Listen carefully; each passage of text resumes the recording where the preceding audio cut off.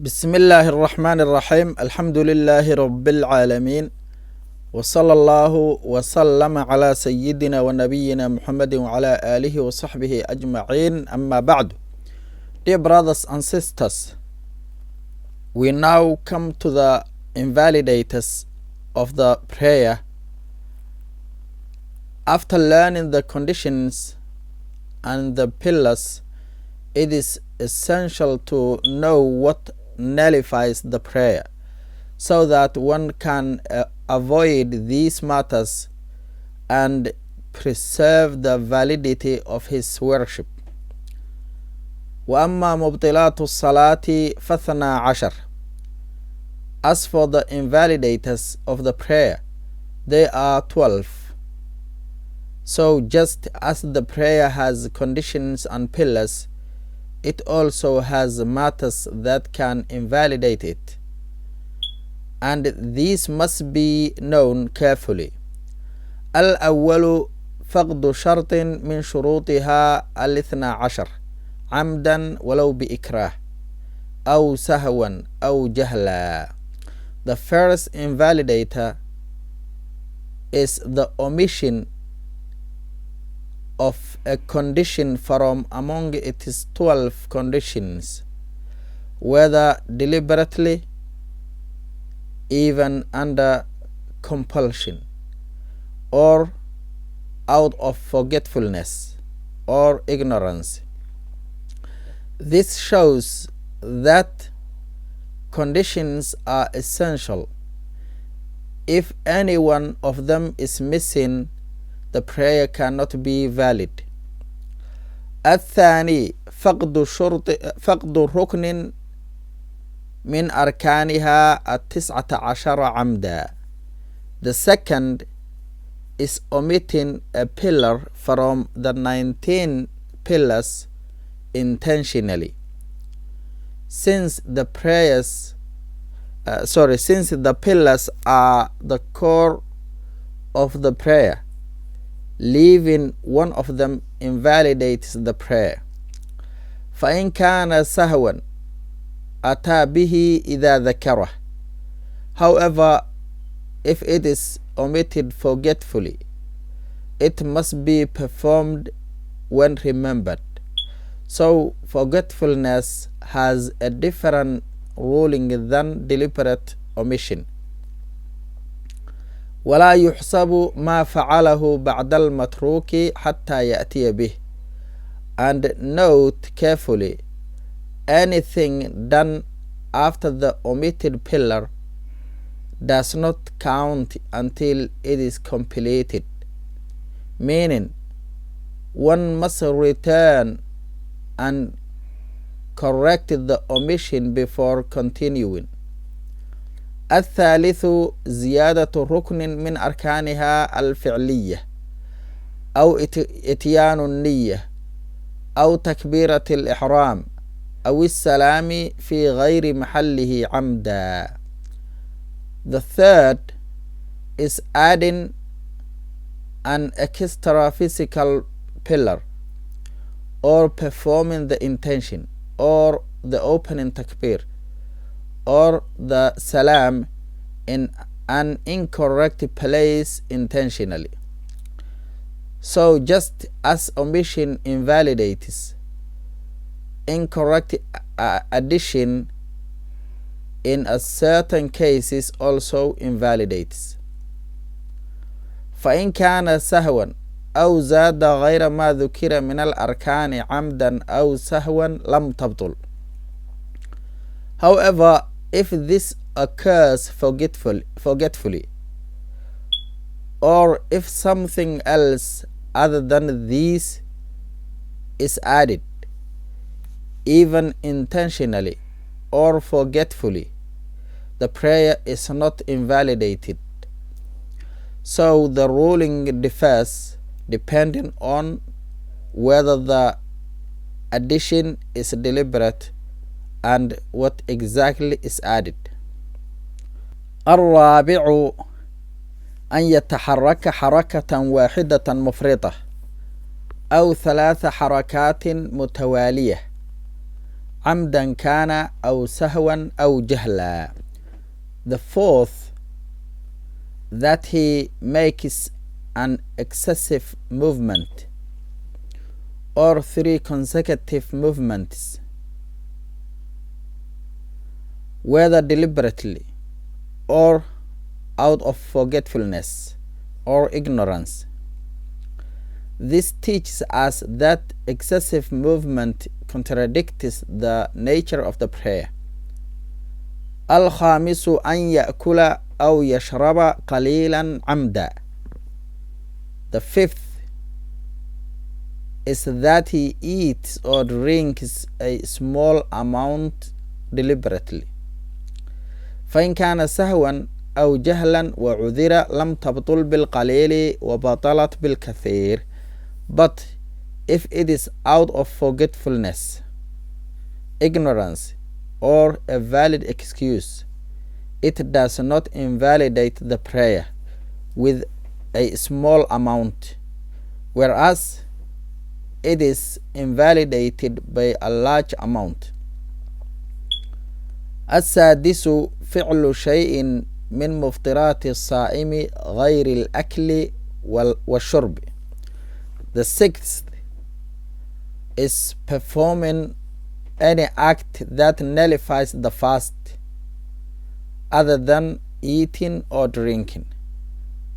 So anything that breaks fasting besides eating and drinking also affects the prayer. السابع قطع النية كأن ينوي الخروج من الصلاة. The seventh is severing the intention, such that he intends to exit from the prayer. Since intention is the foundation, cancelling it cancels the entire prayer. الثامن تعليق الخروج منها كأن ينوي إذا جاء زيد خرجت منها. The eighth is making the exit from the prayer conditional, such that he intends, if Zayd comes, I shall exit from the prayer. In other words, such as saying inwardly, if so and so arrives, I will leave the prayer. So even attaching the intention to leave the prayer conditionally affects its validity. التاسع التردد في قطعها. The ninth is entertaining doubt regarding whether to terminate it. كأن تحدث له حاجة في الصلاة.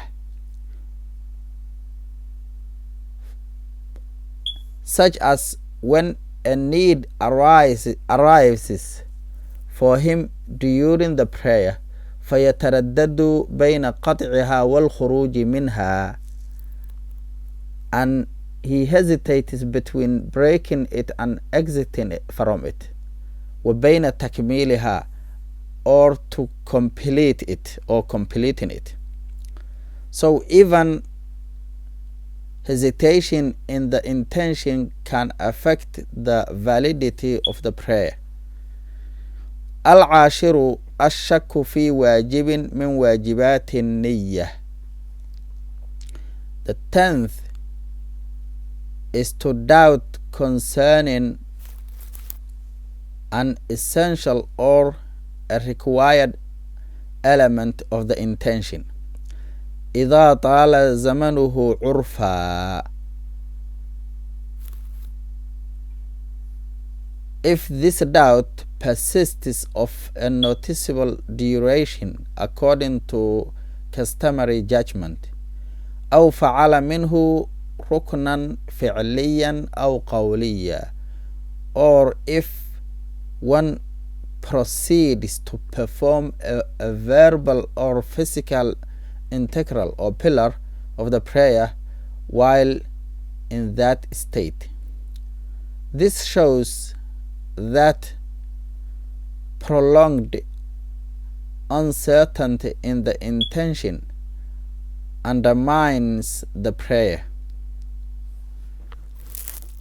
الحادي عشر قطع ركن من أركانها الفعلية لأجل سنة. The 11th is to interrupt or interrupting one of its physical pillars for the sake of a sunnah act. كمن قام ناسيا للتشهد الأول ثم عاد له عامدا عالما, such as one who stands having forgotten the first tashahud, then returns to it deliberately and knowingly. So, a sunnah act should never be prioritized over a pillar of the prayer. الثاني عشر البقاء في ركن. So the 12th invalidator is to remain or remaining within a pillar إذا تيقن ترك ما قبله أو شك فيه إذا طال عرفه,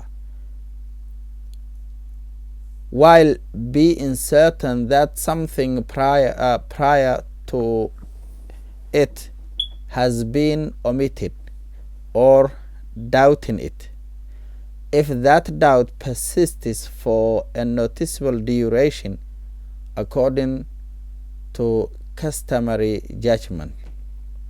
So when a person realizes something is missing, he must act immediately. بل يلزمه العود فورا إلى فعل ما تيقن تركه أو شك فيه. Rather, he is required to return immediately to perform while he is certain he omitted or what he doubts. Delay in correcting the mistake leads to invalidation. إلا إن كان مأموما فيأتي بركعة بعد سلام إمامه ولا يجوز له العود, except if he is a follower مأموم, in which case he completes a rak'ah after his imam has given the salam, and it is not permissible for him to return. In other words, however, if he is a follower or ma'mum, he does not return. He completes his prayer with the imam and then performs an additional rak'ah after his imam or his leader in the prayer makes salam, or after his salam, after imam's salam. And with this, dear brothers and sisters, the author completes the invalidators of the prayer, giving us a complete understanding of what must be avoided to preserve the validity of our prayer. وآخر دعوانا أن الحمد لله رب العالمين.